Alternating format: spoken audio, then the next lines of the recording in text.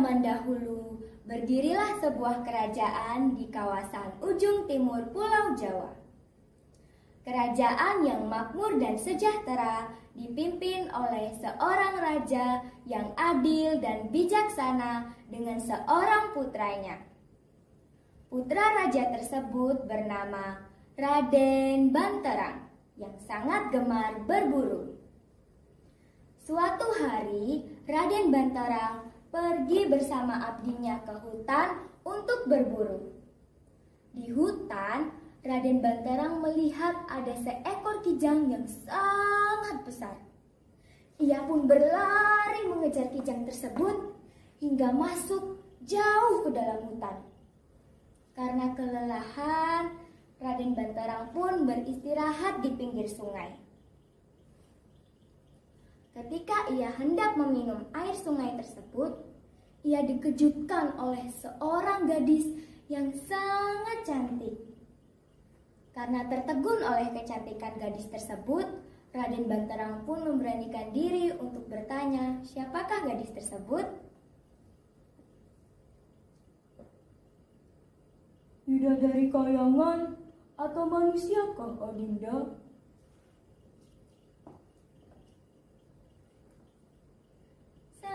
Saya manusia, Tuan.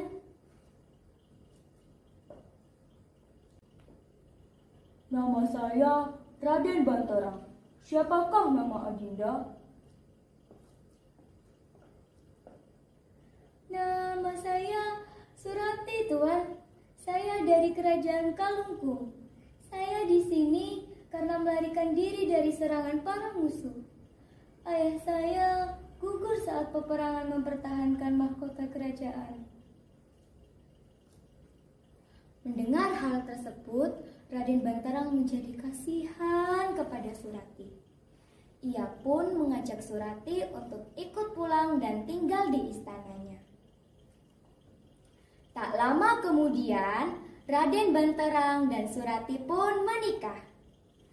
Setelah lama dari pernikahan, Raden Banterang tidak lepas dari kegemarannya, yaitu berburu. Sehingga suatu hari, Raden Banterang berpamitan kepada Surati untuk pergi berburu.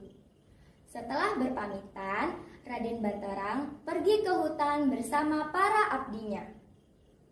Setelah Raden Banterang mulai jauh dari kawasan kerajaan, tiba-tiba ada seorang laki-laki yang menyusup masuk ke dalam kerajaan.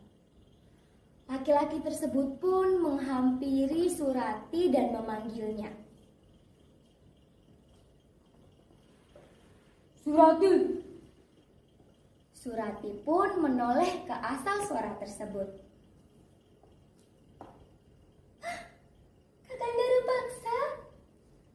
Rupa-rupanya, laki-laki tersebut adalah kakak kandung dari Surati. Rupaksa pun berkata kepada Surati, Surati, kau harus tahu bahwa suamimu lah yang membunuh ayah kita. Oleh karena itu, kau harus membantuku untuk membalaskan dendam ayah kita. Surati menjawab kakaknya dengan tidak percaya. Itu tidak mungkin, Kakanda. Raden Banterang sangat baik. Raden Banteranglah yang menyelamatkan Adinda di hutan sana. Maka Adinda harus membalas budi kepada Raden Banterang. Mendengar jawaban adiknya tersebut, Rupaksa menjadi sangat marah dan jengkel. Ia pun berkata kepada Surati, Baiklah, kalau begitu kau ambil ikat kepala ini sebagai cindera mata untukmu dan kau taruh di bawah tempat tidurmu. Surati pun mengambil ikat kepala tersebut tanpa membalas kakaknya sepatah kata pun. Sementara itu di hutan, Raden Banterang tidak mengetahui apa yang terjadi di istana. Tiba-tiba, Raden Banterang dicegat oleh Rupaksa. Raden Banterang pun berkata, Siapa kau? Berani-beraninya kau mencegatku di tengah jalan seperti ini.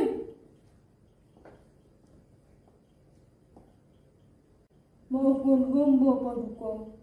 Hamba ingin memberitahukan bahwa istri Paduka sedang merencanakan pembunuhan terhadap Paduka bersama orang suruhannya. Tidak, itu tidak mungkin. Berani-beraninya kau memfitnah istriku. Apa buktinya? Paduka bisa pulang ke istana dan memeriksa di bawah tempat tidur Paduka.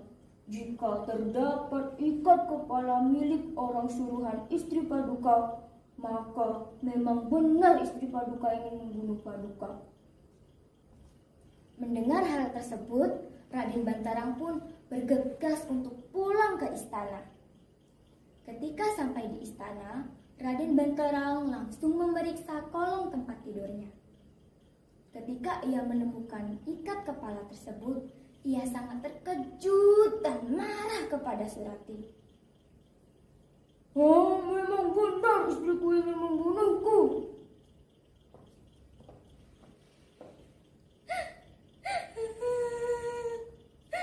Itu tidak benar, Paduka.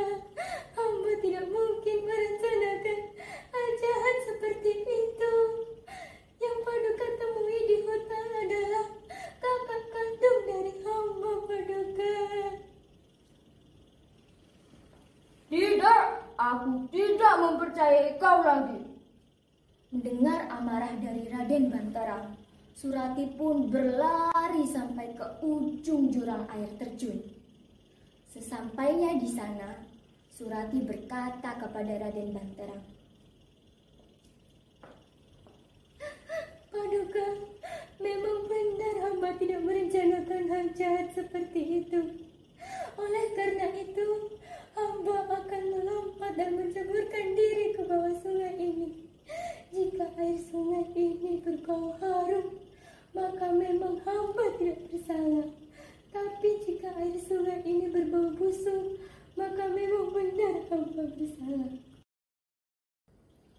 Surati pun melompat ke bawah sungai tersebut. Ketika Raden Banterang hendak menahan Surati, ia sudah terlambat. Raden Banterang pun melihat ke bawah sungai tersebut. Ia terus memperhatikan sungai tersebut. Hingga tiba-tiba tercium aroma yang sangat harum. Raden Banterang pun tersadar dan sangat sedih. Surati, harusnya aku lebih mempercayai istriku dibanding orang lain. Sejak saat itu, daerah tersebut pun disebut dengan Banyuwangi. Banyu yang artinya air dan wangi yang artinya harum. Begitulah asal-usul Banyuwangi.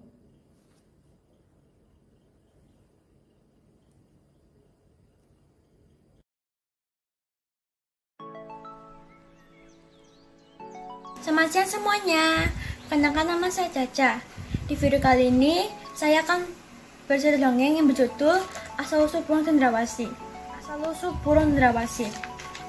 Di suatu daerah di Papua, tinggal seorang anak laki-laki bernama Kuya. Kuya tinggal bersama ibu dan adik tirinya. Adik kecil Kuya dinamai Kuya. Mereka menjebak Kuya sehingga dia tersesat di hutan. Kuya tersesat di hutan mencoba bertahan hidup. Dia membangun 5 kayu tenanan dan berburu. Kulit binatang kasih buruannya, dia benang di benang. Kuya benang-benang membuat sayap dari benang mentelanya. Setelah Kuya pergi, Kuya sangat sedih. Adik kecil Kuya berbohong bahwa Kuya pergi karena tidak mau bertinggal bersama laki. Ibu Kuya tidak percaya. Ibu Kuya berusaha menyatakan kebenarannya. Ada bunuh Kuya yang tutup memberitahu ibu kebenarannya. Bu, Pak Kuya tidak menganggap kita. Dia terjebak kakak sehingga tersesat di hutan. Tersebut Kuya. Benarkah kau katakan aku? Setelah begitu, ibu harus menjaga Kuya. Ibu Kuya segera pergi ke hutan. Dia berjalan mengenalah, sambil terus memanggil-manggil nama Kuya sekuat tenaga. Tidak ada sahutan. Sampai akhirnya ibu Kuya melihat seekor burung muncul dari pepohonan. Ibu Kuya terkejut, ternyata burung itu adalah Kuya yang menyiarkan benang-benang di bawah lengannya. Kuya Kuya telah berubah menjadi seekor burung indah. Ibu kuya mengikuti kuya dan mengambil susunan benang. Ibu kuya menyediakan benang di bolangannya seperti yang dilakukan kuya. Dalam sekejap ibu kuya berubah menjadi seekor burung. Dia segera terbang menerima kuya. Dari kuya, ternyata peminatkan bunga dan kuya yang telah berubah menjadi burung. Mereka menyelesaikan perbuatan jahatnya. Namun, masa itu telah berlambat. Kuya dan ibunya telah berubah menjadi burung yang tidak dikenal sebagai burung cendrawasih. Saya tidak pesan moral dari ini adalah sikap berhati dapat sendiri maupun orang lain bukan dapat terpuji, tapi dapat menunjukkan diri sendiri. Sekian cerita dari saya. Terima kasih.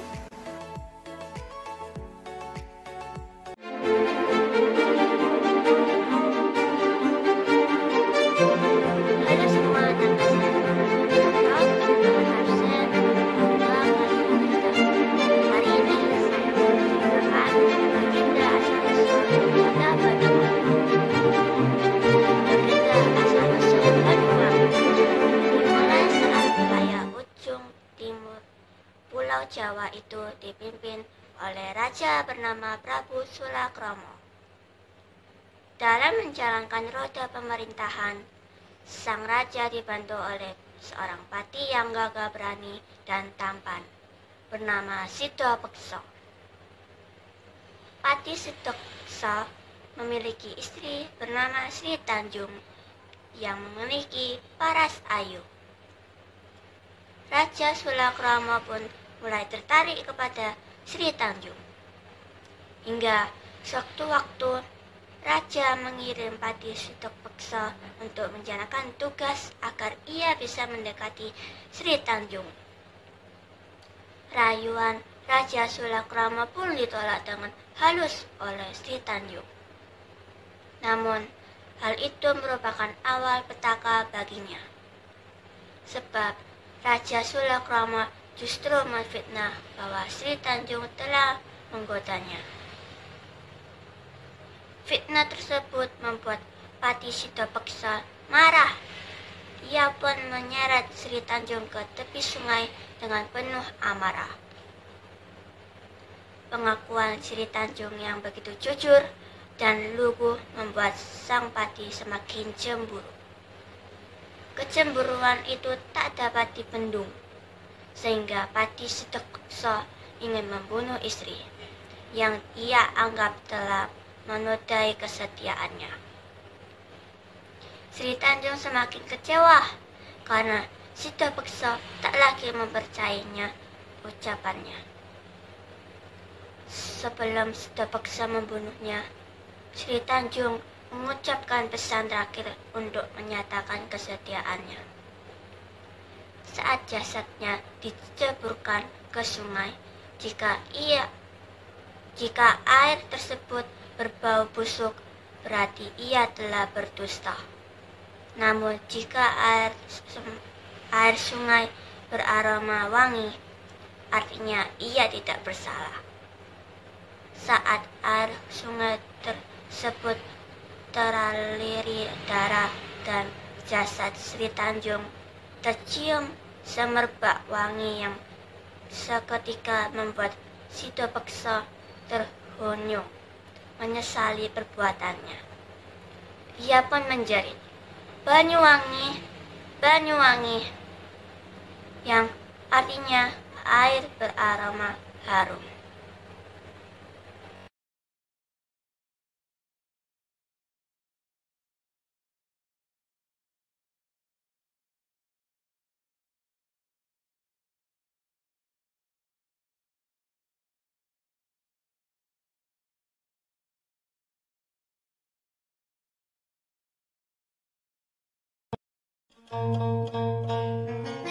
Pada zaman dahulu, hiduplah seorang perempuan yang sangat cantik. Ia memiliki nama Dayang Sumbi. Dayang Sumbi memiliki seorang anak laki-laki bernama Sangkuriang. Sangkuriang sangat gemar berburu. Setiap kali ia berburu, ia selalu ditemani oleh anjing kesayangannya bernama Tumang. Sebenarnya, Tumang adalah titisan dewa dan juga ayah kandung Sangkuriang. Namun, Sang Kuryang tidak mengetahui hal tersebut karena Dayang Sumbi sengaja merahasiakannya. Suatu hari, Sang Kuryang pergi berburu di hutan bersama Tumang. Ia melihat seekor babi hutan di sana, dan langsung saja Sang Kuryang menembak babi tersebut dengan panahnya. Sang Kuryang lantas menyuruh Tumang untuk mengejar buruannya itu. Tetapi Tumang malah diam saja dan tidak mau menuruti perintahnya. Sang Kuryang menjadi jengkel akan Tumang. Tumang diusir olehnya dan tidak diperbolehkan pulang ke rumah. Hal tersebut diceritakan Sang Kuryang kepada ibunya. Dayang Sumbi pun menjadi marah mendengar cerita anaknya itu. Diambilnya sendok nasi dan dipukulkannya ke kepala Sang Kuryang. Sang Kuryang pun menjadi kecewa atas perlakuan ibunya, sehingga ia memutuskan untuk meninggalkan rumahnya dan pergi mengembara. Mengetahui hal tersebut, Dayang Sumbi menjadi amat menyesal akan perbuatannya. Maka Dayang Sumbi berdoa kepada dewa dengan sungguh-sungguh supaya ia dapat bertemu dengan anaknya suatu hari nanti.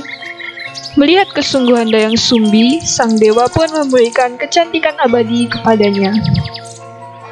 Beberapa tahun kemudian, Sang Kuryang yang pergi mengembara tiba-tiba bertemu dengan seorang gadis yang sangat cantik, yang tak lain bernama Dayang Sumbi, ibunya sendiri.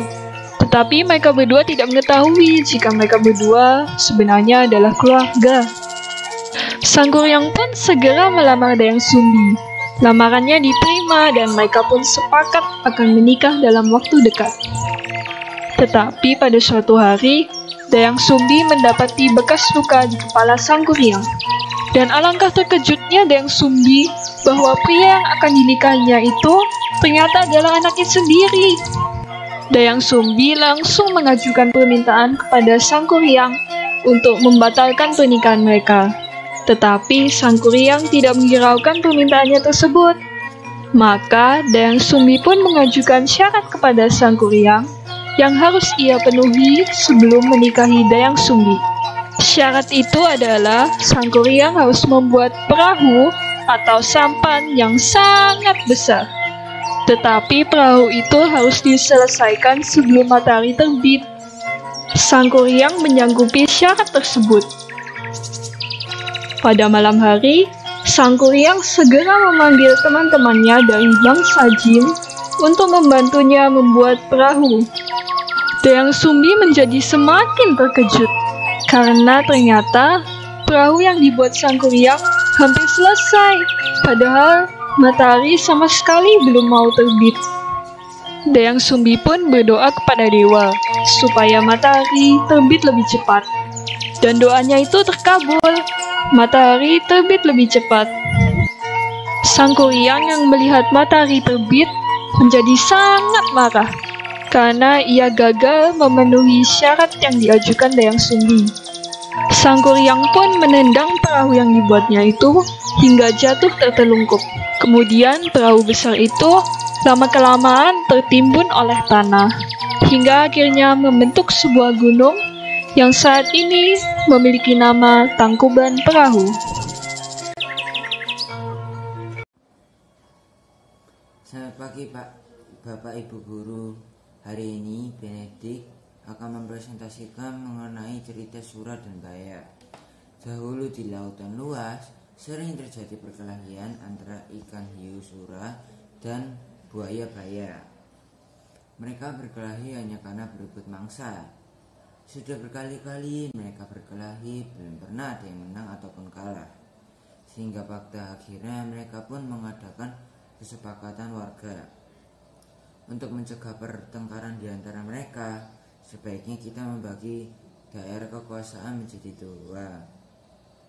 Ikan hiu berkuasa sepenuhnya di air dan harus mencari mangsa di daerah air juga, dan Baya pun berkuasa di darat dan juga di air.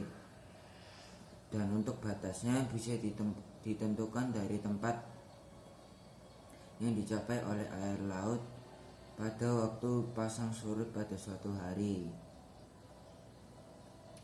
Baya pun memergoki perbuatan Sura yang melanggar kesepakatan mereka sehingga pertempuran sengit pun terjadi.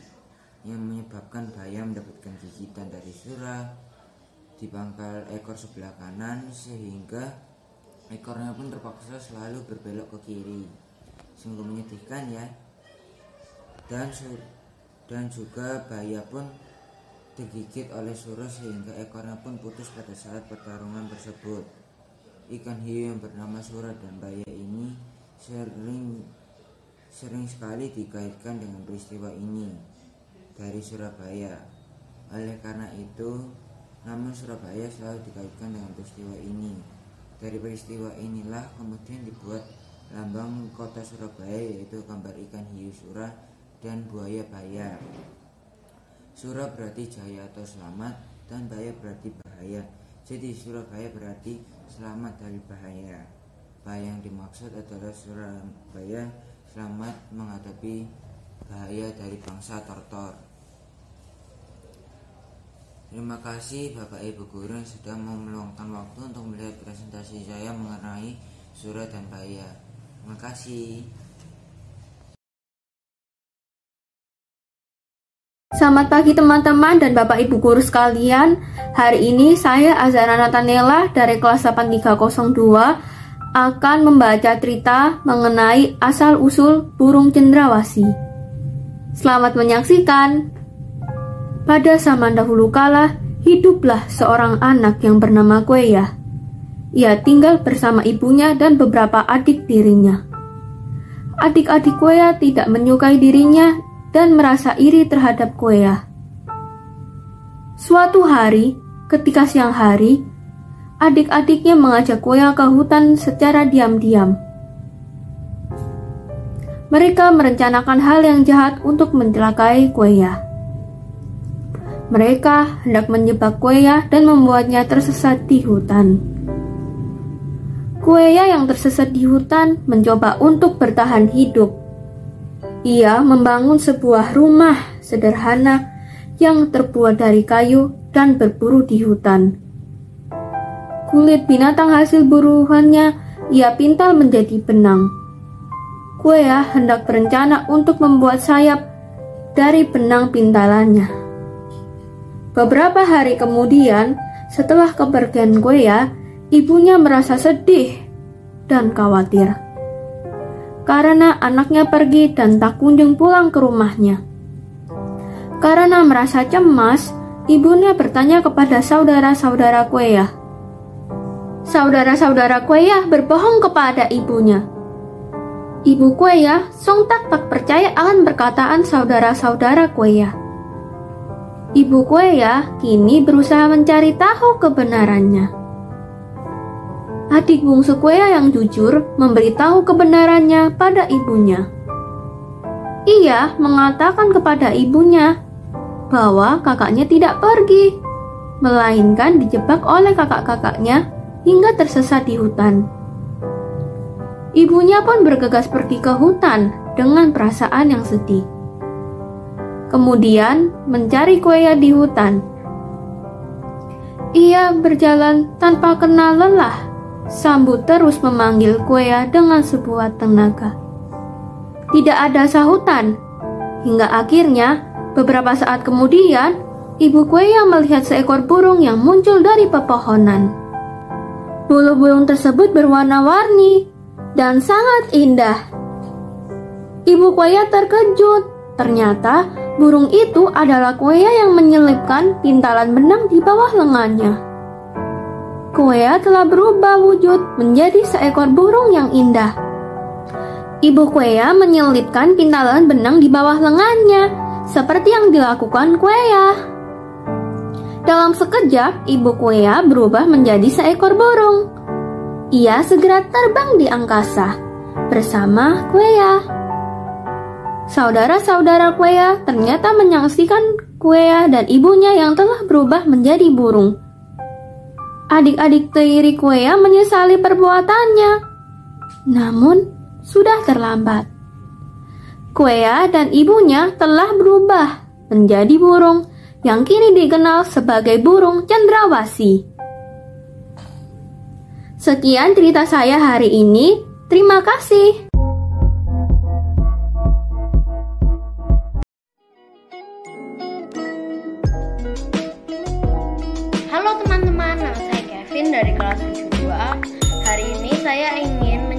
membacakan dongeng tentang asal-usul kota Surabaya.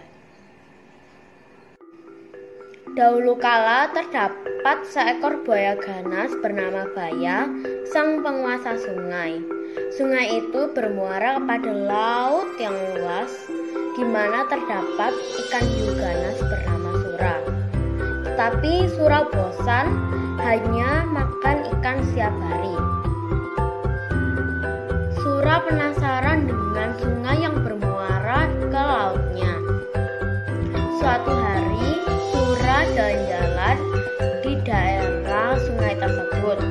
Ia melihat ada anak kijang yang sedang minum air. Ia merasa lapar, lalu ia menerkam kijang tersebut.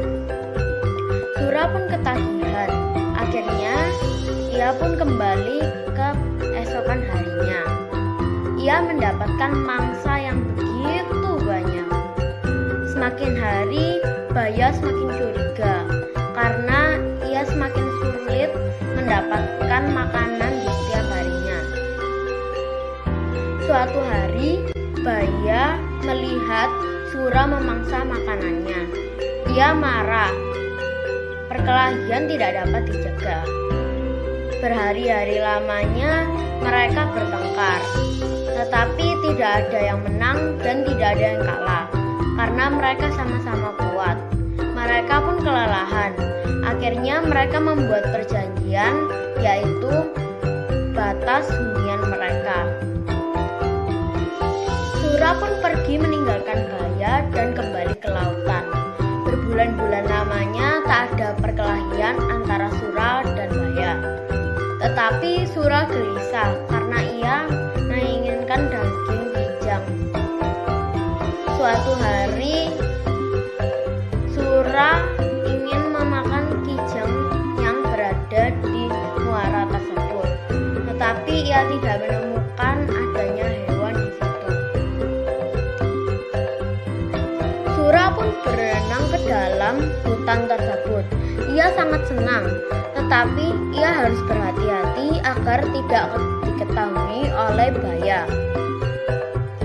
Sura mempunyai rencana untuk membawa mangsanya ke dalam laut agar tidak diketahui oleh Baya. Ternyata rencana itu berhasil. Berbulan-bulan Sura mencari mangsa di situ, tetapi tidak diketahui oleh Baya. Baya curiga karena lagi-lagi mangsa di tempat itu berkurang, tapi Baya yakin itu adalah ulah Sura. Baya menyiapkan jebakan berupa kaki kijang yang terluka. Setelah itu, Sura pun merasa senang karena mendapatkan makanan yang besar. Tiba-tiba Baya pun menghadangnya. Lalu Sura pun membawa kijang itu ke laut. Baya menjadi semakin marah. Ia pun lalu menyerang Sura. Perkelahian pun tidak dapat dihentikan, tetapi kali ini lebih seru karena mereka tidak ada yang mau kalah. Sura pun lengah. Baya menggigit ekor Sura. Sura pun kesakitan dan akhirnya kembali ke daerahnya. Untuk mengenang perkelahian dahsyat itu, maka daerah sekitar tempat itu dinamakan kota Surabaya. Sekian dari cerita saya, terima kasih.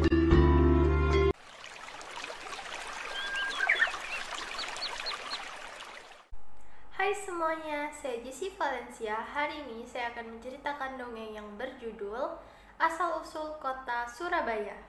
Dahulu kala ada suatu daerah yang terdapat sungai dan lautan di dalamnya.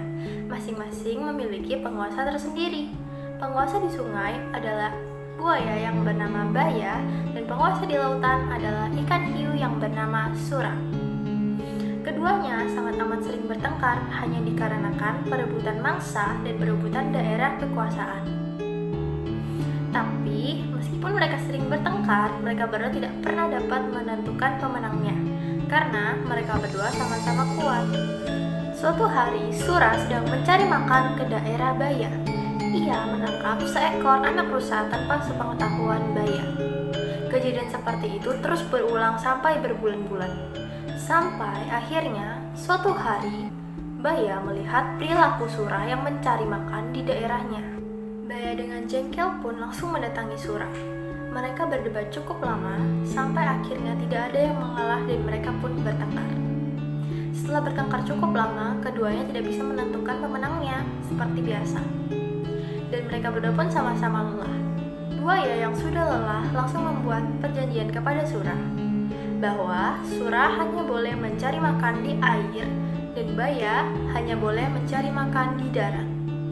Sura yang sudah lelah pun langsung menyetujui persetujuan itu.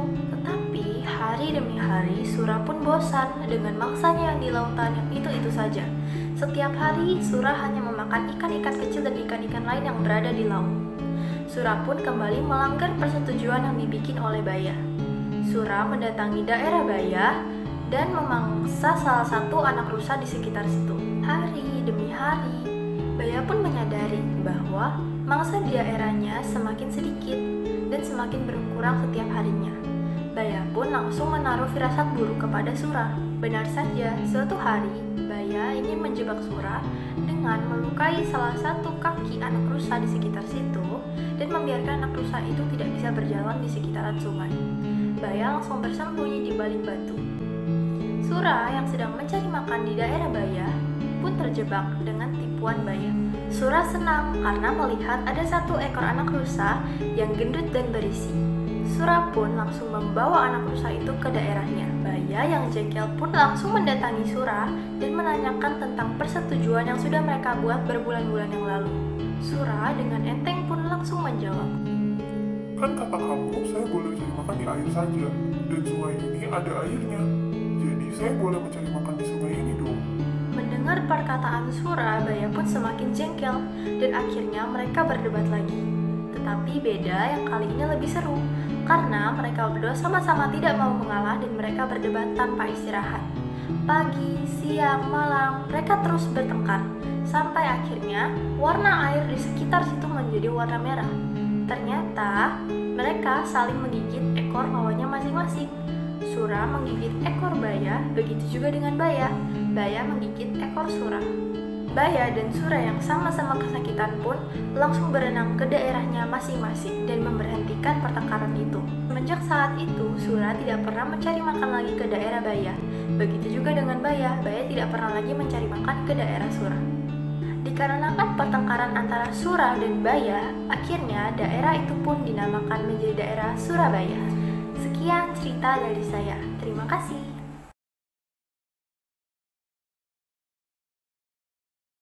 Halo, perkenalkan nama saya Disa Clarin dari kelas 83. Hari ini saya akan membawakan cerita yang berjudul Asal-Usul Kota Surabaya.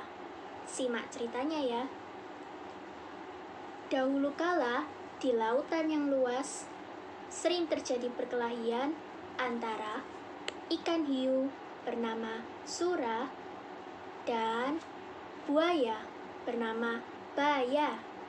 Mereka sering bertengkar memperebutkan makanan. Hingga suatu hari, Baya berkata, Sura, aku sudah lelah.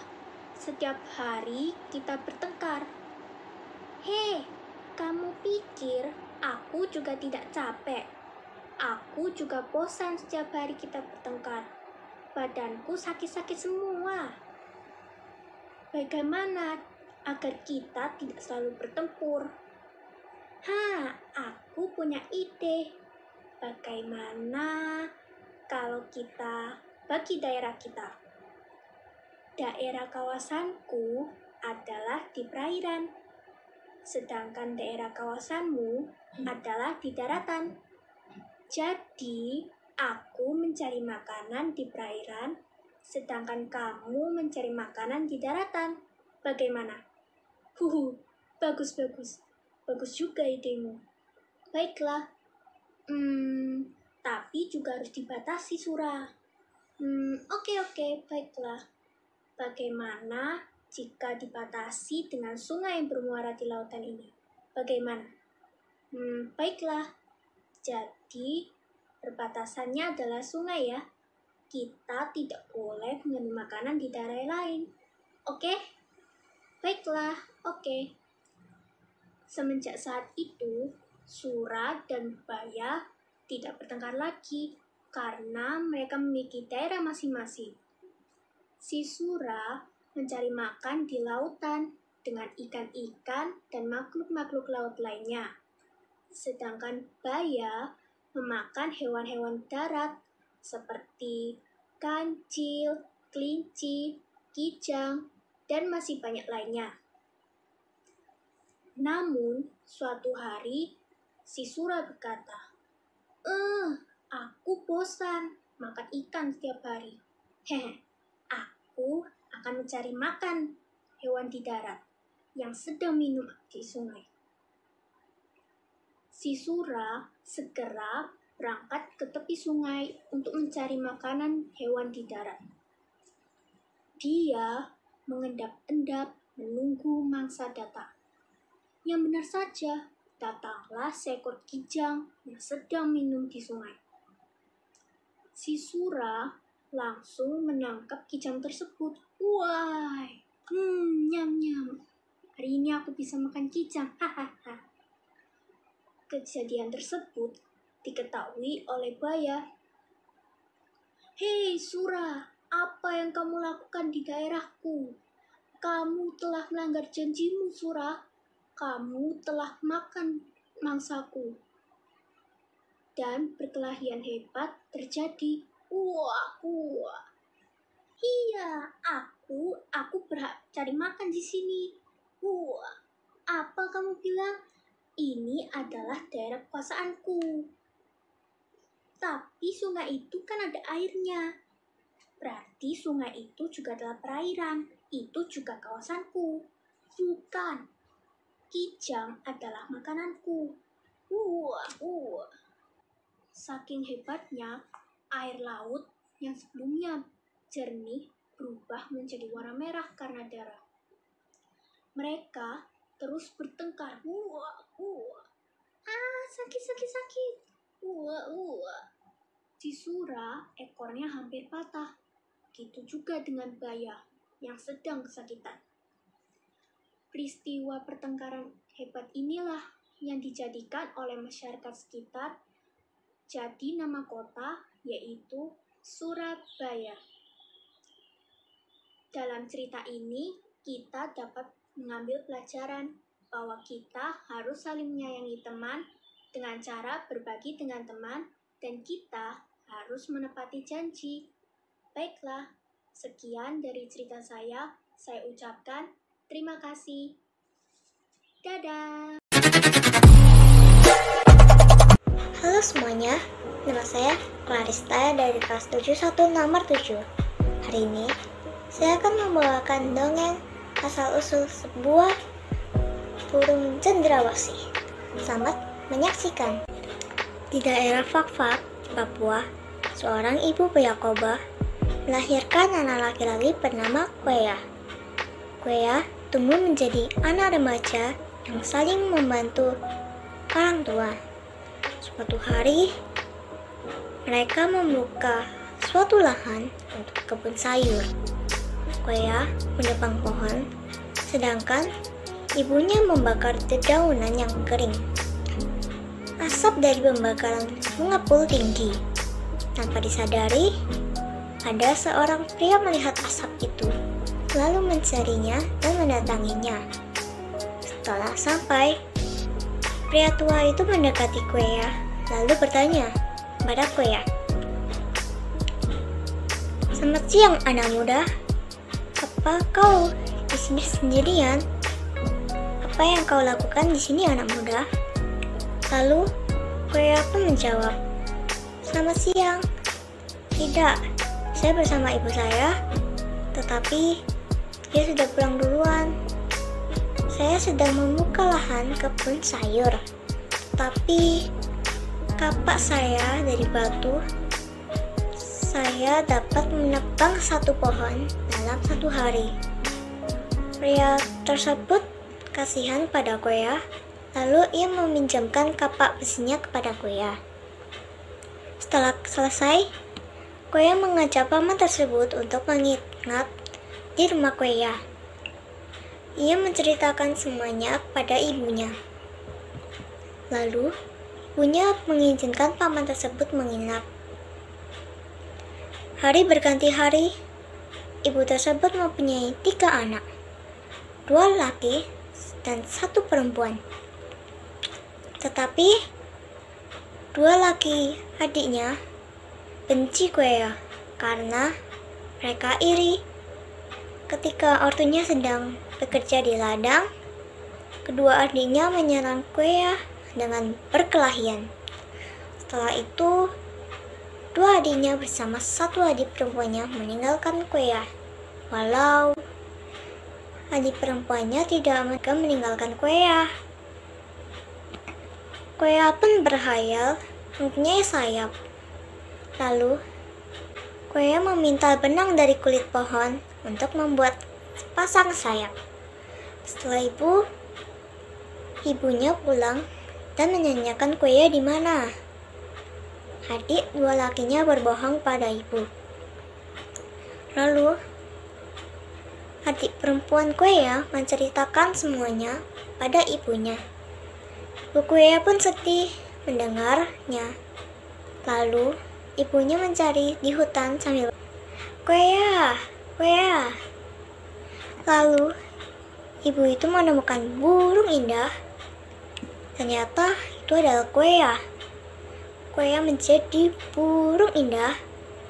Mendengar cerita Kueya, ibu pun menangis. Tiba-tiba, ibunya meminta benang pintalannya dan ia memasangnya di bawah lengan. Tiba-tiba, ibunya juga menjadi burung yang indah. Lalu, keadaan 2 adiknya bertengkar dan saling menuduh karena kepergian ibunya bersama Kueya.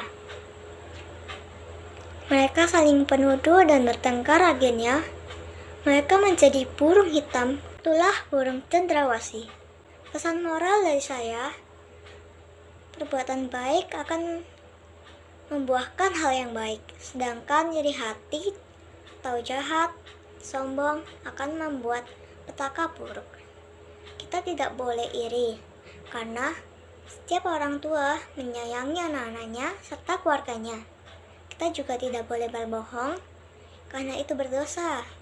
Lalu, jika kita menemukan burung tersebut, peliharalah dengan baik, menjaganya dengan baik, karena burung tersebut termasuk langka dan supaya tidak punah. Sekian dari saya, dongeng asal-usul burung cendrawasih. Terima kasih telah menonton. Sampai jumpa.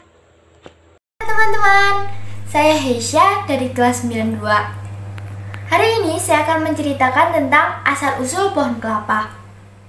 Pada suatu hari, ada anak yang bernama Priyu, tinggal di desa suku Asmat, Papua. Priyu mempunyai ayah yang handal berburu dan tak pernah gagal saat memburu. Tetapi Priyu adalah anak yang penakut. Di suatu malam, ayah Priyu membawa pulang hasil buruannya. Ayah Priyu berkata, "Priyu, mulailah belajar berburu dan berbagai keahlian lainnya." Tetapi ibu Priyu menentangnya karena Priyu masih kecil. Ayah Priyu menyaut, "Ketika seumuran dengan Priyu, aku sudah bukan berburu, tetapi sudah mahir berpanah dan tidur di jeu." Jeu adalah rumah khusus yang ditempati para kaum laki-laki yang belum menikah. Rumah jeu tidak boleh dimasuki para kaum perempuan dan juga para kaum laki-laki yang di bawah umur 10 tahun. Ayah Priyu berkata, "Kamu terlalu memanjakannya, karena itu Priyu menjadi penakut." Alasan Priyu takut tidur di rumah jeu bukan hanya jarak rumah, tapi juga karena pohon wuju, sebutan pohon beringin bagi suku Asmat. Konon katanya, Priyu dengar ada roh yang tinggal di pohon wuju. Roh wuju, roh yang banyak berbuat baik dan tidak pernah mengganggu. Di dalam rumah itu, ayah Priyu membawa Priyu untuk tidur di rumah jeu bersama teman-temannya. ayah Priu memutuskan untuk Priu mulai nanti malam tidur di rumah Jeu. Ayah Priu juga berkata bahwa ibu Priu tidak boleh melarang karena itu akan melanggar adat. Dan aku pun sangat malu mempunyai anak laki-laki yang penakut. Dan juga Priu bisa mendapat bimbingan dari para tetua. Malam harinya, ayah Priu dan Priu pergi ke rumah Jeu.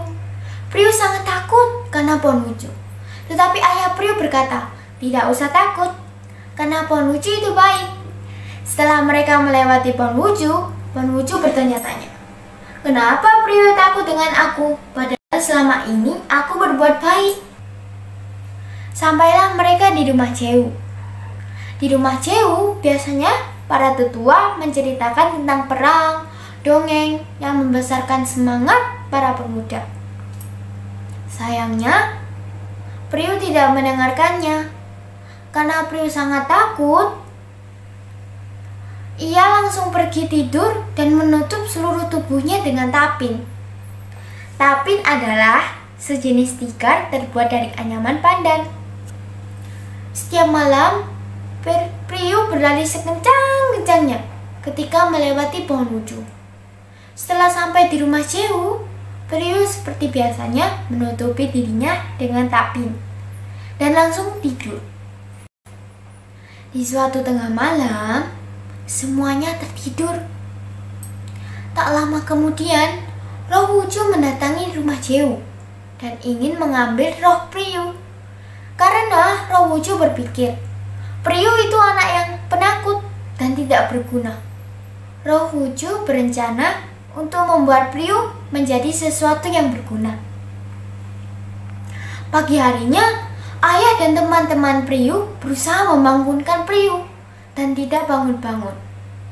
Melihat keadaan itu, para tetua, keluarga, dan teman-temannya menyadari bahwa Priu telah meninggal. Priu dimakamkan seluruh warga. Warga suku sangat heran, kenapa Priu bisa mati tiba-tiba, tetapi tidak ada satu orang pun yang mengetahui penyebab Priu meninggal. Lalu, malam harinya, tumbuhlah pohon di atas makam, yang bentuknya aneh dan berbuah. Keesokan harinya, seluruh warga suku terkejut melihat pohon yang tidak pernah mereka lihat sebelumnya. Kemudian, pohon yang tumbuh di makam si Priu disebut dengan istilah jisin atau pohon kelapa yang dibuat dalam bahasa suku Asmat. Pohon kelapa menjadi pohon yang mempunyai manfaat dari akar batang, dahan, daun, dan buahnya. Sekian cerita dongeng rakyat dari saya. Terima kasih. Dahulu kala di lautan yang luas, hiduplah dua hewan buas yang sama-sama angkuh dan tidak mau kalah. Siapakah mereka? Mereka adalah hiu sura dan buaya. Mereka sering berselisih dan berkelahi hanya karena memperebutkan makanan atau mangsa mereka. Keduanya sama-sama kuat, tangkas, cerdik, ganas, dan sama-sama rakus. Sudah berkali-kali mereka berkelahi, namun belum pernah ada yang menang ataupun kalah. Perkelahian itu berlangsung sangat lama. Kemudian, kedua hewan tersebut merasa bosan dan lelah dengan perkelahian ini. Aku bosan dengan berkelahi seperti ini terus-menerus, buaya, keluh hiu. Aku pun sama. Apa yang harus kita lakukan agar kita tidak berkelahi lagi? Tanya buaya. Beberapa saat kemudian, buaya pun mempunyai usul untuk disampaikan. Mungkin untuk menghentikan perkelahian kita, bagaimana kalau kita membagi daerah kekuasaan menjadi dua? Kamu menguasai lautan dan aku akan menguasai muara sungai ini. Bagaimana? Ide bagus. Baiklah kalau begitu, dengan ini kita bisa berdamai dan dari antara kita tidak boleh ada yang melewati batas kekuasaan masing-masing.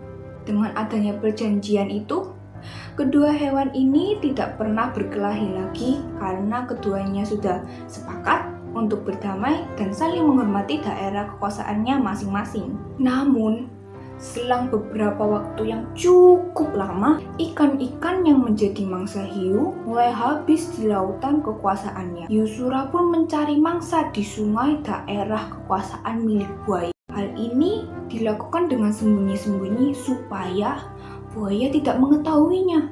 Tetapi lama-kelamaan buaya pun tahu bahwa hiu Sura sudah melanggar perjanjiannya. Buaya tak sengaja melihat hiu Sura ini melanggar perjanjian mereka. Buaya pun kesal atas perbuatan hiu. Karena ulah hiu, terjadilah pertarungan yang sengit. Sura, mengapa kamu melanggar perjanjian kita?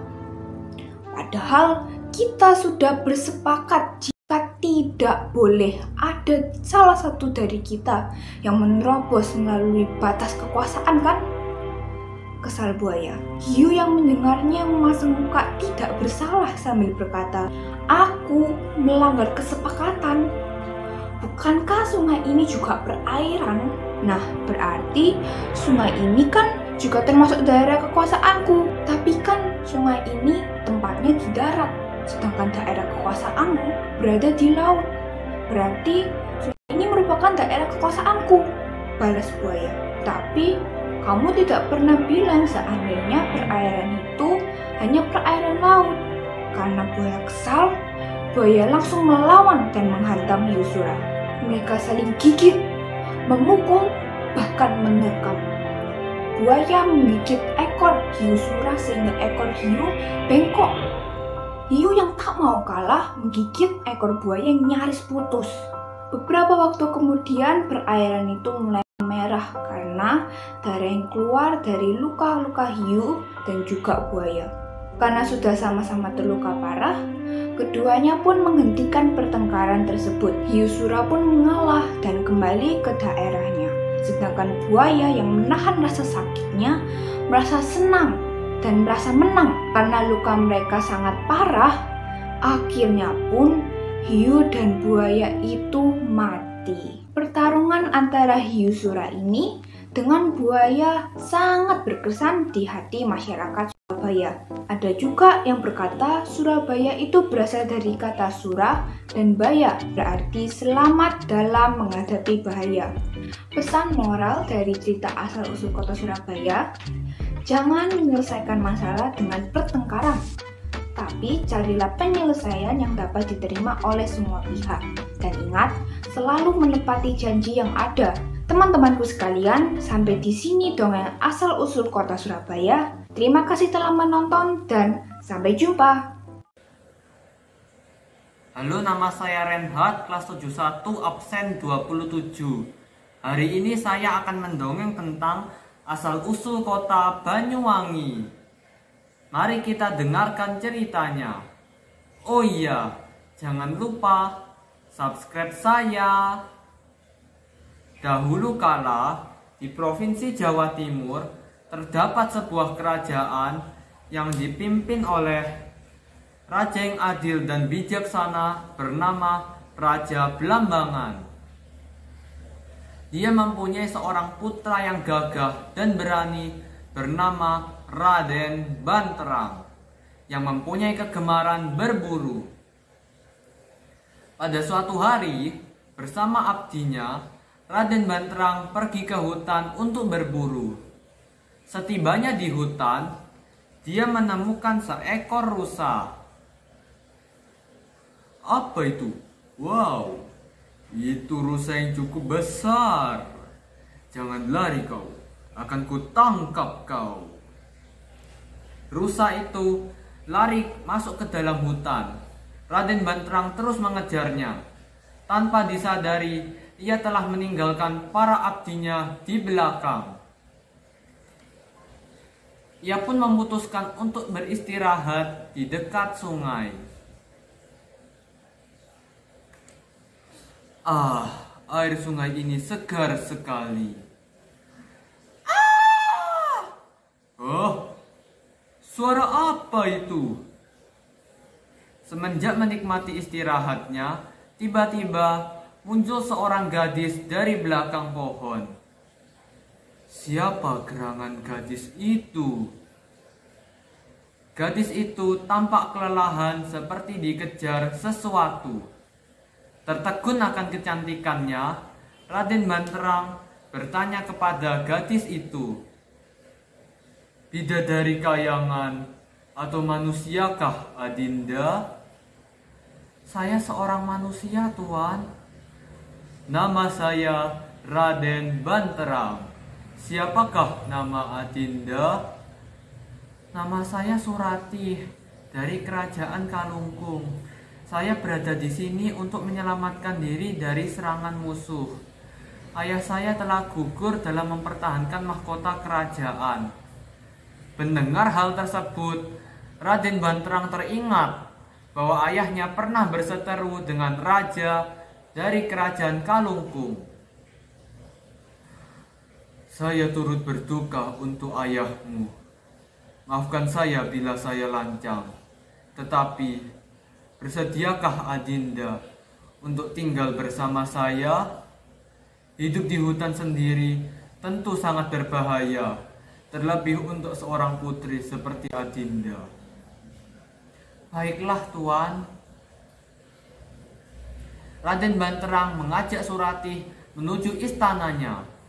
Selain cantik, Surati juga merupakan pribadi yang ramah.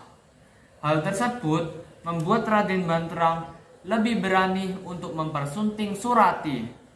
Semua rakyat bersorak, "Hidup Raden Banterang! Hidup Putri Surati!" Dan mereka berdua pun hidup bahagia. Pada suatu hari, ketika Surati berjalan-jalan di luar istana, tiba-tiba ada sosok yang memanggilnya. "Surati! Hei, Surati! Putri dari Kerajaan Kalungkung!" Sosok itu tampak lusuh dengan baju compang-camping. "Siapakah Anda? Apa kau tidak mengenaliku?" Suara itu, "Kakak, Kak Rupaksa, syukurlah kakak masih selamat." "Ya, aku selamat. Aku mendengar kabar bahwa engkau telah menikah dengan putra dari Raja Belambangan, raja yang membunuh ayah kita. Ini adalah saat yang tepat untuk kita balas dendam." Namun Surati menolak ajakan kakaknya tersebut. "Tidak, Kak. Balas dendam tidak akan menyelesaikan masalah. Lagi pula, Raden Banterang telah menolongku. Mana mungkin aku mengkhianatinya?" Kau memang gadis yang keras kepala. Baiklah, jika itu maumu. Tetapi aku punya satu permintaan. Bawalah ikat kepala Kerajaan Kalungkung dan letakkanlah di bawah bantalmu sebagai kenang-kenangan kita dulu. Setelah itu, Rupaksa meninggalkan adiknya. Setibanya di kamar, Surati menatap ikat kepala Kerajaan Kalungkung. Dia ingin sekali menceritakan pertemuannya dengan kakaknya kepada suaminya. Tetapi suaminya belum pulang dari berburu. Sesuai permintaan kakaknya, Surati meletakkan ikat kepala kerajaannya di bawah bantal. Sementara itu, dalam perjalanan pulang, Raden Banterang bertemu dengan sosok lusuh yang tak lain adalah Rupaksa. "Raden Banterang, ku beritahu sesuatu kepadamu." Siapakah kau, hai pria tua?" "Ada yang merencanakan pembunuhan kepadamu." Apa maksudmu?" "Orang terdekatmu, yakni istrimu, sedang merencanakan pembunuhan bersama kakaknya kepada kamu. Jika kamu tidak percaya, periksalah di bawah bantal istrimu. Di situ kamu akan menemukan ikat kepala Kerajaan Kalungkung." Raden Banterang terhasut oleh perkataan Rupaksa. Dia segera berlari menuju istana kemudian menuju kamar untuk membuktikan kata Rupaksa. Benarkah yang dikatakan si pria tua itu? Ada. Ini dia. Ikat kepala kerajaan Kalungkung. Di mana Surati? Sembari menunggu suaminya pulang, Surati berjalan-jalan di tepi sungai di dekat istana. Di situ rupanya kau, Surati. Kakanda, aku mendengar dari pria tua bahwa engkau telah merencanakan pembunuhan kepadaku. Ini buktinya. Ikat kepala kerajaan Kalungkung. Ternyata inikah pembalasanmu terhadap kebaikanku. Kakanda, kau telah terhasut. Tidak mungkin aku mengkhianatimu. Aku bisa menjelaskan semuanya. Cukup. Kau telah merencanakan ini semua. Melihat suaminya telah dibutakan oleh kemarahan, Surati bersumpah untuk menunjukkan bahwa dia tidak berbohong. Kakanda, jika air sungai ini berubah menjadi jernih dan harum baunya, berarti Adinda tidak berbohong. Jika air sungai ini tetap keruh dan berbau busuk, berarti Adinda berbohong. Selamat tinggal, Kakanda. Betapa terkejutnya Raden Banterang. Sungai yang awalnya keruh dan berbau busuk, tiba-tiba berubah menjadi jernih dan harum baunya. Oh, apa? Airnya!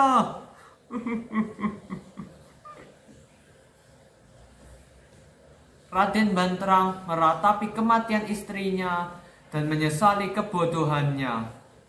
Sejak saat itu, sungai tersebut menjadi harum baunya. Dalam bahasa Jawa disebut Banyuwangi. Banyu artinya air, wangi artinya harum. Kini nama Banyuwangi telah menjadi nama kota di Provinsi Jawa Timur bernama Kota Banyuwangi. Pesan moral yang dapat kita ambil dari cerita ini adalah janganlah pernah berburuk sangka kepada orang lain tanpa mengetahui kenyataan yang sebenarnya terjadi. Terima kasih. Selamat pagi Bapak Ibu Guru. Hari ini saya akan menceritakan tentang asal-usul Kota Banyuwangi. Kota Banyuwangi adalah sebuah kota yang terletak pada bagian ujung timur Pulau Jawa. Kota Banyuwangi masuk ke dalam wilayah Provinsi Jawa Timur sebagaimana dengan kota-kota lainnya di Nusantara. Banyuwangi juga memiliki kisah menarik yang menjadi asal muasal nama Banyuwangi. Cerita asal-usul Kota Banyuwangi. Konon dahulu kala di wilayah ujung timur Pulau Jawa yang alamnya begitu indah, ini dipimpin oleh seorang raja yang bernama Prabu Sulakromo. Dalam menjalankan pemerintahannya, ia dibantu oleh seorang patih yang gagah, berani, arif, tampan yang bernama Pati Sidopekso. Istri Pati Sidopekso yang bernama Sri Tanjung sangatlah elok parasnya, halus budi bahasanya sehingga membuat sang raja tergila-gila padanya. Agar tercapai hasrat sang raja untuk membujuk dan merayu Sri Tanjung, maka muncullah akal liciknya dengan memerintah Pati Sidopekso untuk menjalankan tugas yang tidak mungkin bisa dicapai oleh manusia biasa. Maka dengan tegas dan gagah berani tanpa curiga, sang Pati berangkat untuk menjalankan titah sang raja. Sepeninggalan sang Pati Sidopekso, sikap tak senonoh Prabu Sulakromo dengan merayu dan memfitnah Sri Tanjung dengan segala tipu daya dilakukannya. Namun cinta sang raja tidak kesampaian dan Sri Tanjung tetap teguh pendiriannya sebagai istri yang selalu berdoa untuk suaminya. Terang dan panas membara hati sang raja ketika cintanya ditolak oleh Sri Tanjung. Pati Sidopekso kembali dari misi tugasnya, ia langsung menghadap sang raja. Akal busuk sang raja muncul memfitnah Pati Sidopekso dengan menyampaikan bahwa sepeninggalan sang pati, pada saat menjalankan titah raja meninggalkan istana, Sri Tanjung mendatangi dan merayu serta bertindak serong kepada raja. Tanpa berpikir panjang, Pati Sidopekso langsung menemui Sri Tanjung dengan penuh kemarahan dan tuduhan yang tidak beralasan. Tanpa berpikir panjang, Pati Sidopekso langsung menemui Sri Tanjung dengan penuh kemarahan dan tuduhan yang tidak beralasan. Pengakuan Sri Tanjung yang lugu dan jujur membuat hati Pati Sidopekso semakin panas. Menahan amarah dan bahkan sang patih dengan berangnya mengancam akan membunuh istri setianya itu. Diseretlah Sri Tanjung ke tepi sungai yang keruh dan kumuh. Namun sebelum Pati Sidopekso membunuh Sri Tanjung, ada permintaan terakhir dari Sri Tanjung kepada suaminya. Sebagai bukti kejujuran, kesucian dan kesetiaannya, ia rela dibunuh dan agar jasadnya diceburkan ke dalam sungai keruh itu. Apabila darahnya membuat air sungai berbau busuk, maka dirinya telah berbuat serong. Tapi jika air sungai berbau harum, maka ia tidak bersalah. Pati Sidopekso yang tidak mampu lagi menahan diri segera menikamkan kerisnya ke dada Sri Tanjung. Darah memercik dari tubuh Sri Tanjung dan mati seketika. Mayat Sri Tanjung segera diteburkan ke sungai dan sungai yang keruh itu berangsur-angsur menjadi jernih seperti kaca serta menyebarkan bau harum, bau wangi. Pati Sidopekso terhuyung-huyung, jatuh dan ia menjadi linglung. Tanpa ia sadari ia menjadi Banyuwangi. Banyuwangi terlahir dari bukti cinta istri pada suami. Pesan moral yang bisa kita ambil dari cerita Banyuwangi ini adalah terkadang kepercayaan kita kepada orang terdekat kita bisa hilang dalam sekejap karena pengaruh dari orang lain. Halo semuanya, perkenalkan nama saya Melinda dari kelas 72 nomor 23. Hari ini saya akan menceritakan sebuah cerita rakyat yang berjudulkan Asal-Usul Banyuwangi. Banyuwangi adalah sebuah kota yang terletak pada bagian ujung timur Pulau Jawa. Kota Banyuwangi termasuk ke dalam Provinsi Jawa Timur. Pada zaman dahulu kala, di ujung timur Pulau Jawa, terdapat sebuah kerajaan yang damai, makmur, dan rakyatnya hidup sejahtera. Kerajaan yang makmur dipimpin oleh seorang raja yang adil dan bijaksana, bernama Raja Banterang. Pada waktu-waktu tertentu, Raja Banterang pergi berburu ke hutan. Raja Banterang melihat sebuah kijang yang sedang minum di pinggir sungai dan memanahnya dari atas pedang.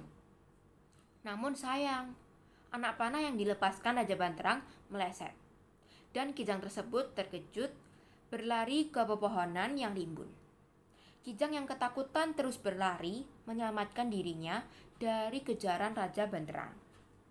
Akhirnya kijang tersebut bersembunyi di balik semak-semak rimbun di pinggiran sungai dekat air terjun. Raja Banterang berkuda hingga sampai ke tepian sungai untuk mengejar kijang yang lari. Sambil mengawasi busur dan anak panah, Raja Banterang mengawasi keadaan sekitar sungai untuk mencari kijang yang melarikan diri. Yang mulia, apa yang Paduka lakukan di sini? Yang mulia, maafkan hamba jika membuat Paduka terkejut. Raja Banterang turun dari kudanya dan mendekati perempuan tersebut. Siapakah kamu? Apakah kamu penunggu hutan ini? Nama hamba Surati. Hamba adalah putri dari kerajaan Klungkung. Hamba di sini melarikan diri dari musuh. Ayah hamba telah gugur dalam peperangan dalam mempertahankan kerajaan. Raja Banterang menjadi iba karena melihat nasib Surati. Raja Banterang membawa Surati ke istana. Tidak lama kemudian, Raja Banterang menikah dengan Surati. Setelah sekian lama menikah, Raja Banterang tidak bisa meninggalkan kegemarannya untuk berburu. Suatu hari Raja Banterang berpamitan kepada Surati untuk pergi berburu. Raja Banterang pun berangkat berburu dengan dikawali oleh beberapa pasukan berkuda. Tanpa disadari, sepasang mata mengawasi keberangkatan Raja Banterang dan pengawalnya. Seorang laki-laki berpakaian compang-camping bergerak maju menuju ke istana ketika Raja Banterang dan pengawalnya telah jauh. Dia melompati tembok istana dan menyelusup ke dalam. Surati! Surati terkejut ada seseorang yang memanggilnya. Kakanda Rupaksa, apa yang Kakanda lakukan di sini? Laki-laki yang menyusup ke istana tersebut ternyata adalah kakak kandung Surati, Rupaksa. Surati, kamu harus tahu bahwa suami kamulah Raja Banterang yang telah membunuh ayah kita. Jadi kamu harus membantuku untuk kita bisa membalaskan dendam demi mendiang ayah kita. Surati sangat terkejut, namun tidak percaya dengan apa yang dikatakan oleh kakaknya. Tidak, Kakanda, Raja Banterang telah menyelamatkanku di hutan. Aku berhutang budi padanya. Rupaksa sangat marah mendengar jawaban Surati.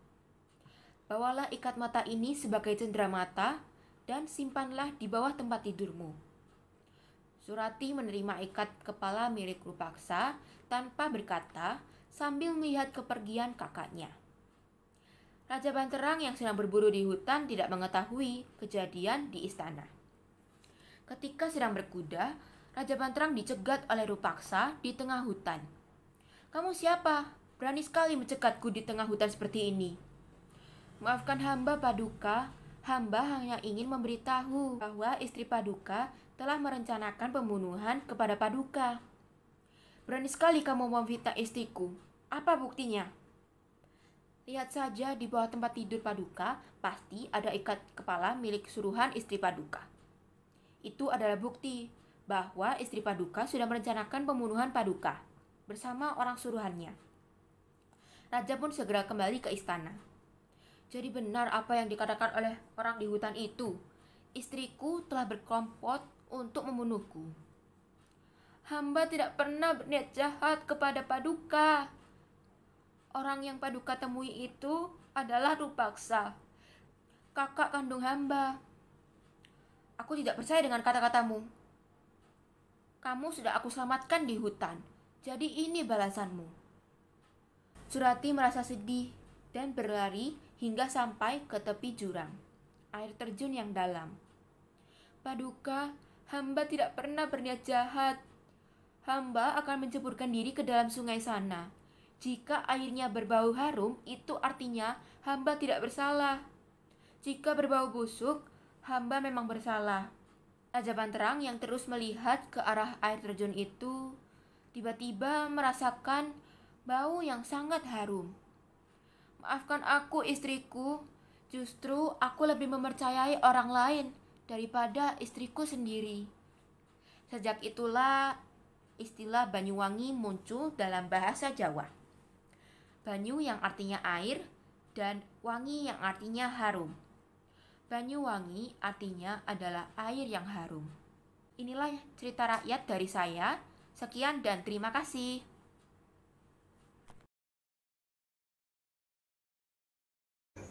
Asal-usul Kota Surabaya.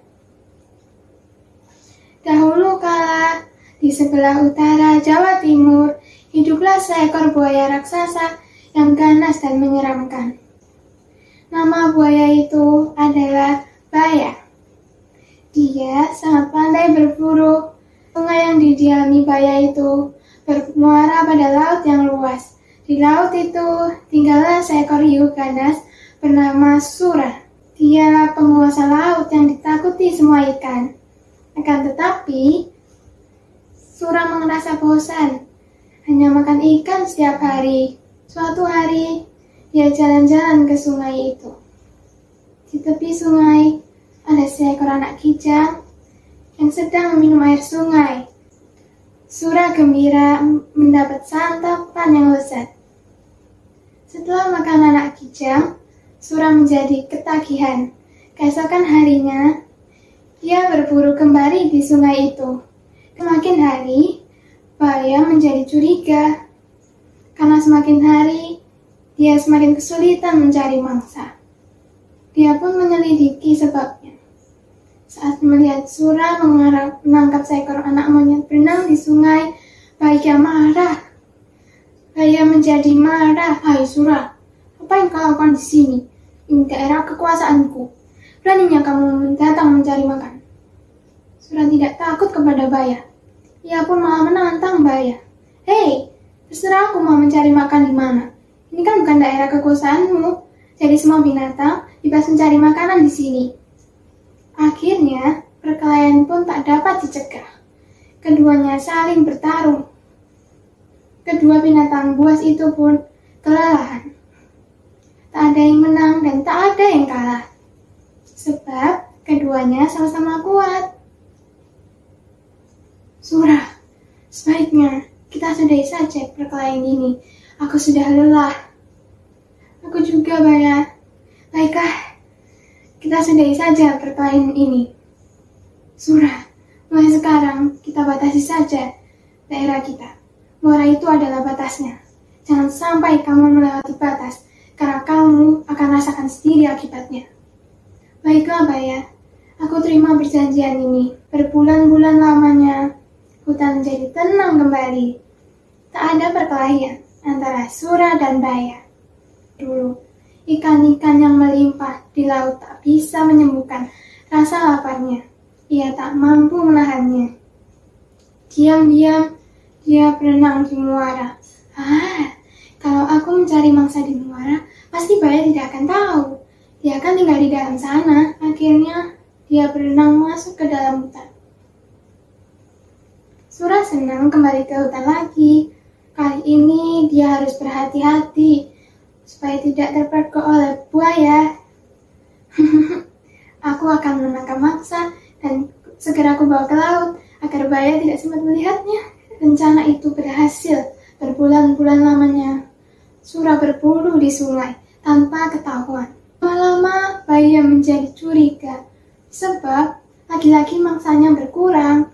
Meski dia tak melihat Sura di sungai ini, tapi ia yakin ini adalah ulah Sura.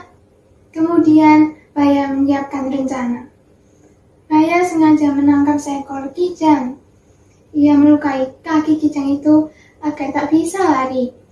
Kijang itu diletakkan di pinggir sungai, lalu buaya bersembunyi. Sura yang berenang di sungai melihat kijang yang terluka itu. Hatinya gembira. Sebab kijang itu gemuk. Wah, beruntungnya aku hari ini. Aku mendapat makanan. Aku perjanjian kita, sungai ini adalah daerah kekuasaanku. Di mana ada air, di situ ada aku. Perjanjian kita itu konyol sekali. Ya sudah, kalau begitu, perjanjian kita batal. Sekarang, siapa yang kuat berhak atas daerah ini? Akhirnya buaya menyerang Sura. Perkelahian tak bisa dicegah. Kali ini lebih seru, tak ada yang berani mendekat daerah perkelahian itu. Saat Sura lengah, buaya berhasil menggigit ekornya. Aduh, ekorku! Untuk mengenang perkelahian yang dahsyat itu, maka tempat kedua hewan tersebut dinamakan Surabaya. Halo semuanya, perkenalkan nama saya Cailan dari kelas 73. Saya akan menceritakan dongeng cerita rakyat yang berjudul Asal-Usul Kota Surabaya. Dahulu kala di sebelah utara Jawa Timur, hiduplah seekor buaya raksasa yang ganas dan menyeramkan. Nama buaya itu adalah Buaya. Buaya sangat pandai dalam berburu, sehingga ia sangat ditakuti oleh binatang-binatang yang tinggal di hutan di sepanjang tepian sungai. Buaya adalah penguasa sungai yang bermuara di laut. Di laut itu hiduplah seekor hiu yang ganas bernama Sura. Suatu hari, Sura merasa bosan hanya memakan ikan di laut. Ia pun memutuskan untuk mencari makan di tempat lain. Ia pun berjalan-jalan di sekitar sungai yang bermuara di lautnya itu. Saat ia sedang berenang, ia melihat seekor anak kijang sedang meminum air di sungai itu. Ia pun langsung meloncat dan menubruk anak kijang itu. Ia pun sangat bahagia mendapatkan santapan yang lezat. Setelah dia memakan anak kijang itu, dia pun merasa ketagihan. Keesokan harinya, ia kembali lagi untuk berburu. Lama-kelamaan, Baya merasa curiga. Mengapa semakin lama semakin susah dia untuk mendapatkan mangsa. Ia pun menyelidikinya. Saat dia sedang berenang, ia melihat Sura sedang memangsa seekor anak monyet yang sedang berenang di tepian sungai.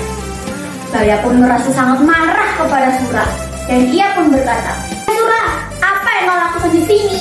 Ini adalah daerah kekuasaanku, dan mengapa kau memakan mangsaku?" Sura pun berkata, "Hei, siapa kau berani mengaturku? Ini kan bukan daerah kekuasaanmu, dan aku juga bebas mencari makan di sini." Karena Baya sudah tidak tahan dengan Sura, ia pun langsung menyerang Sura. Dan pertempuran pun terjadi. Karena mereka sama-sama kuat, pertempuran ini terjadi sangat lama sekali. Semua hewan yang ada di hutan merasa terganggu karena adanya pertempuran mereka. Berhari-hari lamanya mereka terus bertempur hingga akhirnya mereka kelelahan sendiri. Tidak ada yang menang maupun tidak ada yang kalah. "Hai Sura, sebaiknya kita hentikan saja pertempuran ini. Aku sudah sangat lelah." "Baiklah Baya, hentikan saja pertempuran ini. Aku juga sudah sangat lelah." Mereka berdua pun memutuskan untuk menghentikan pertempuran ini. "Kalau begitu, aku akan membuat batasan antara kita untuk berburu. Muara itu adalah ujungnya. Di bagian muara adalah tempatku, dan di lautan adalah tempatmu. Jangan sampai kau melanggarnya atau kau akan rasakan akibatnya." "Baiklah Baya, akan aku terima perjanjian ini." Sura pun kembali ke laut dan meninggalkan Baya. Hutan pun menjadi tenang kembali karena tidak ada pertempuran. Berbulan-bulan lamanya, Sura merasa kangen sekali untuk memakan daging kijang seperti dulu. Karena sudah tidak bisa menahannya lagi, ia pun kembali secara diam-diam ke muara tersebut. Tetapi sayangnya tidak ada satupun hewan ataupun binatang yang mendekat di muara itu. Karena Sura merasa bosan, ia pun memutuskan untuk pergi diam-diam ke dalam sungai yang berada di dalam hutan. "Sebaiknya aku harus diam-diam supaya tidak ketahuan Baya. Lagi pula Baya kan tinggalnya di dalam, mana mungkin dia bisa menemukanku." Dan rencananya pun berhasil. Lama-kelamaan Baya mulai curiga lagi mengapa dia sangat kesulitan untuk mencari mangsa. Meskipun dia tidak melihat Sura, tapi dia sudah bisa menebak bahwa semua ini adalah ulah Sura. Pasti ini adalah ulah si Sura, dan saja apa yang akan aku lakukan padanya. Baya pun mencari seekor kijang dan langsung melukai kakinya. Kijang itu pun tidak bisa berlari, dan Baya meletakkannya di pinggir sungai agar Sura bisa melihatnya. Saat Sura sedang berenang berkeliling, ia pun melihat ada kijang itu. Saat Sura ingin membawanya pergi, Baya langsung menghadangnya. "Hai Sura, apa yang kau lakukan di sini? Ini adalah daerahku, dan kau sudah membuat perjanjian denganku. Kau ini sangat serakah. Lihatlah betapa banyak ikan-ikan yang ada di laut yang bisa kau makan." Sura pun tidak mau kalah dengan Baya, dan dia berkata, "Heh, terserah aku dong mau makan di mana saja. Lagian, perjanjian kita itu konyol sekali." Baya pun sudah tidak tahan dengan Sura dan langsung menggigit Sura. Dan pertempuran yang sangat dahsyat kembali terjadi. Kali ini lebih seru, karena tidak ada satupun hewan yang berani datang ke area pertempuran itu. Sura terus menyerang Baya, dan Baya pun tidak mau kalah. Dia terus menyerang Sura. Saat ia melihat Sura sedang lengah, ia pun langsung menggigit ekor Sura hingga putus. Dan Sura berteriak, "Ah, ekorku sakit sekali!"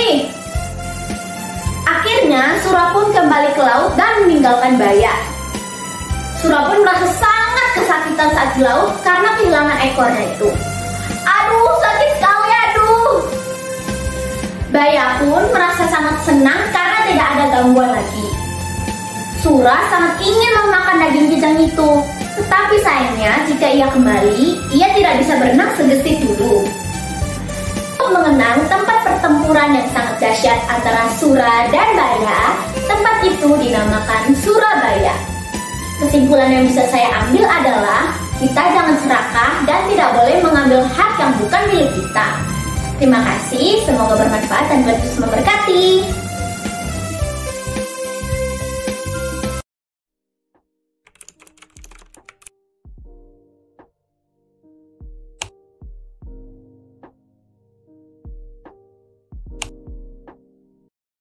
Shalom, saya Angelin Ignacia Wijaya.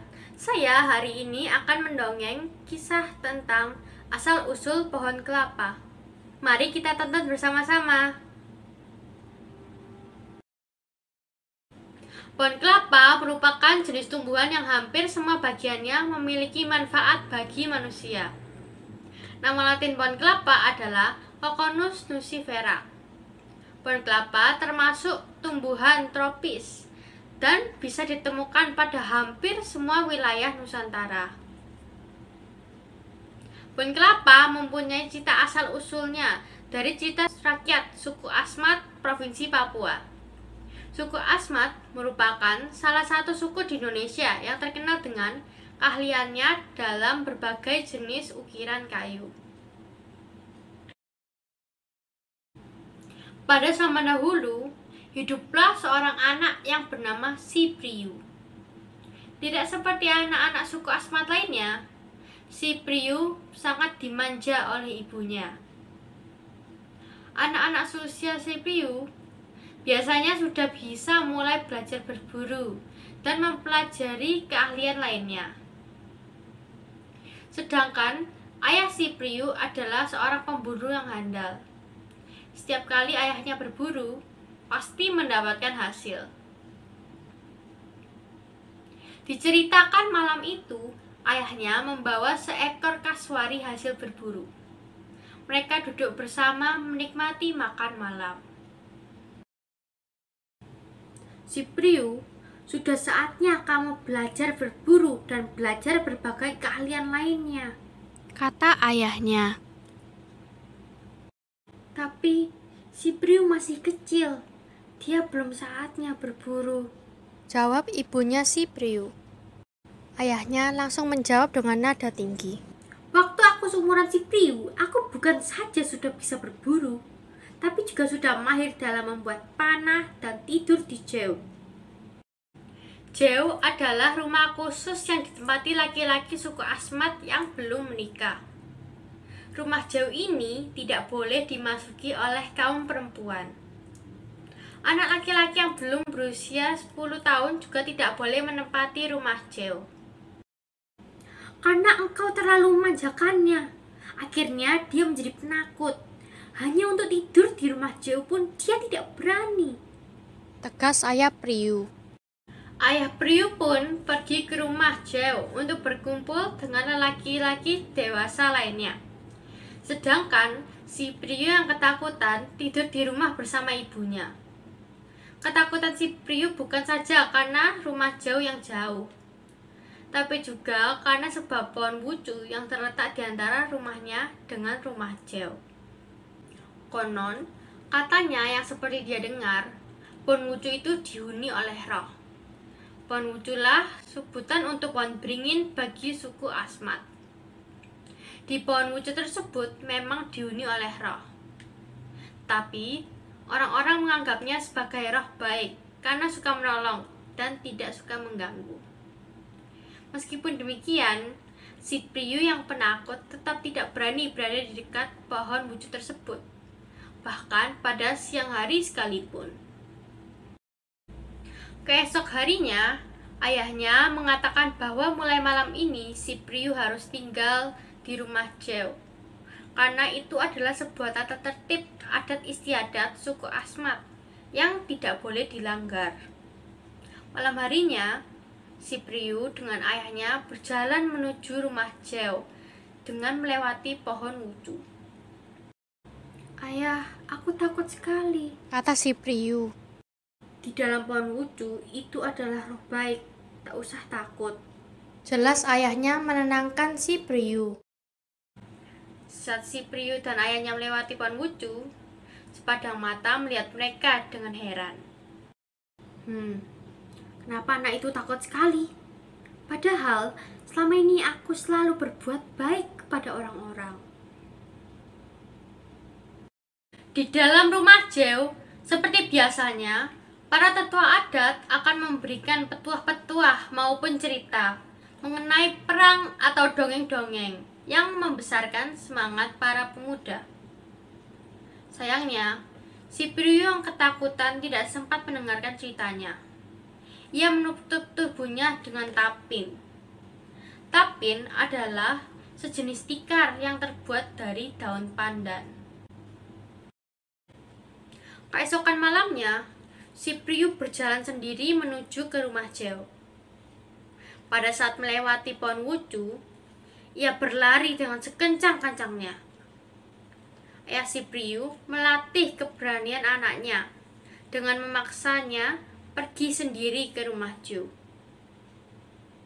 Sesampai di rumah Jeo, Cypriu langsung menutupi tubuhnya dengan tapin karena sangat ketakutan. Dan begitulah yang terjadi setiap malamnya. Hingga suatu ketika, pada malam hari, pohon wucu itu mendekati rumah Jeo. Anak menakut itu sungguh tak berguna. Akan kuambil rohnya agar ia bisa berguna bagi kehidupan manusia, kata pohon wucu. Roh pohon wucu itu pun masuk ke rumah Jeo dan mengambil roh Cypriu. Pagi harinya, semua bingung karena Cypriu tidak bangun sampai siang hari. Teman-temannya curiga karena tidak biasanya Cypriu seperti itu.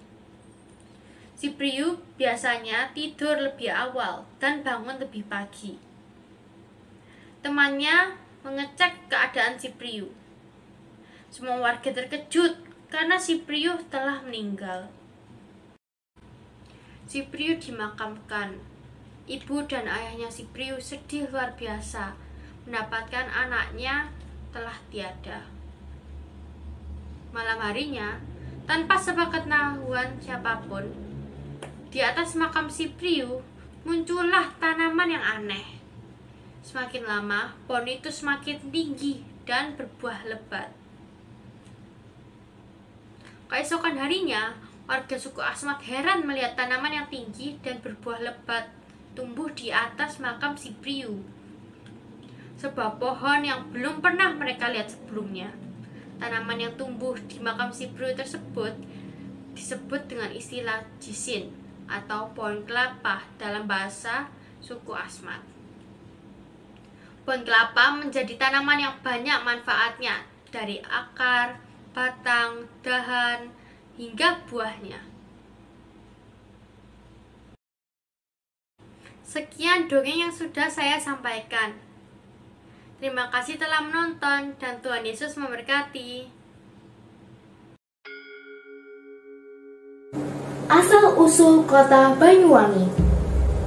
Pada zaman dahulu kala, di ujung paling timur Pulau Jawa, terdapat sebuah kerajaan yang makmur yang dipimpin oleh seorang raja bijaksana dan mempunyai kegemaran dalam berburu. Raja itu bernama Raja Banterang. Pada suatu hari, ketika Raja Banterang sedang berburu di hutan, ia melihat seekor kijang. Kemudian ia mengambil dan melepaskan anak panahnya.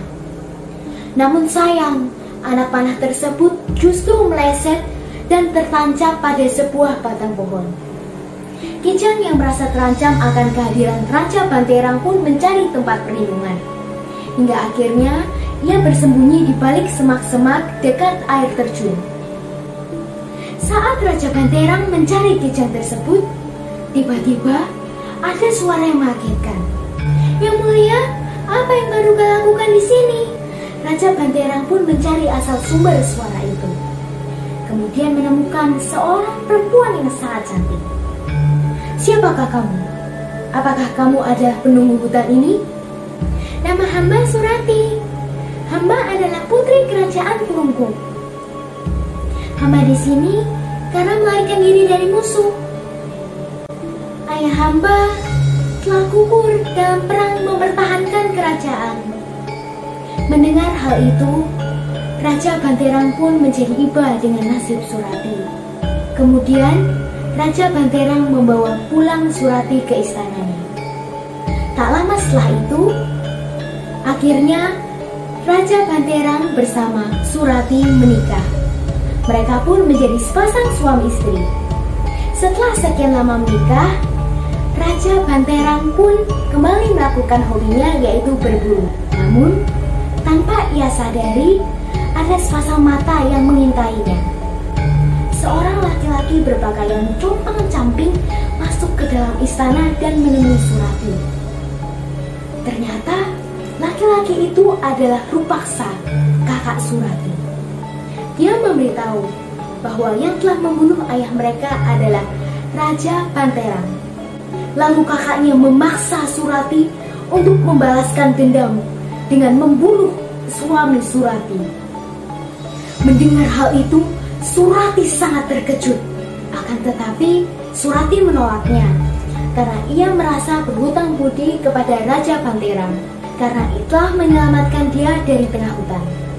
Sebelum Rupaksa pergi meninggalkan Surati, ia memberikan ikat kepalanya sebagai cincin mata dan menyuruh Surati untuk meletakkannya di bawah tempat tidurnya. Di tempat yang berbeda, pada saat Raja Banterang sedang asik berburu di hutan, tiba-tiba ia dihadang oleh seorang laki-laki berpakaian compang-camping yang merupakan kakak dari Surati, yaitu Rupaksa. "Wahai Paduka, maafkan saya telah menghadangmu di tengah perjalanan ini. Saya hanya ingin memberitahu kepada Paduka bahwa istri Anda telah bersekongkol dengan orang lain yang akan berencana untuk membunuh Paduka. Coba Paduka lihat ke bawah tempat tidur Paduka.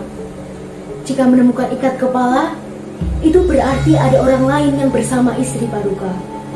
Sekali lagi, maafkan saya telah lancang berbicara dengan Paduka," kata Rupaksa sambil menepi untuk memberi jalan kepada Raja Banterang. Raja tidak mudah percaya dengan perkataan orang lain yang tidak ia kenali dan mengabaikan perkataan orang itu. Sesampainya di istana, Raja langsung memeriksa ke bawah tempat tidurnya. Dan ternyata benar, ada ikat kepala di bawah tempat tidurnya. Raja langsung menemui Surati dan menanyakan semuanya kepada Surati. "Apakah kamu berencana ingin membunuhku?" kata sang raja sambil menunjukkan kemarahannya. "Aku benar-benar mencintaimu. Mana mungkin aku berniat jahat seperti itu. Ikat kepala yang kamu temukan itu adalah pemberian dari kakakku yang menemukanku di sini dan menyuruhku untuk meletakkannya di bawah kasur," kata Surati sambil menangis. Namun, raja sudah terlalu kesal dan tidak mempercayai perkataan istrinya itu. Lalu Surati pun pergi ke sebuah bukit yang terdapat air terjun yang airnya sangat dalam.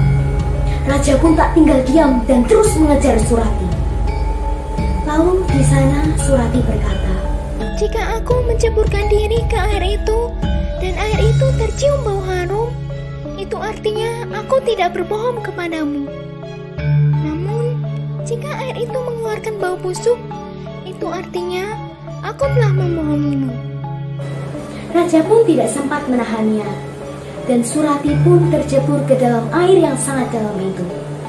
Lalu terciumlah bau harum yang sangat wangi dari air itu. Raja pun menyesal karena tidak mempercayai perkataan istrinya. Dari situlah muncul istilah Banyuwangi.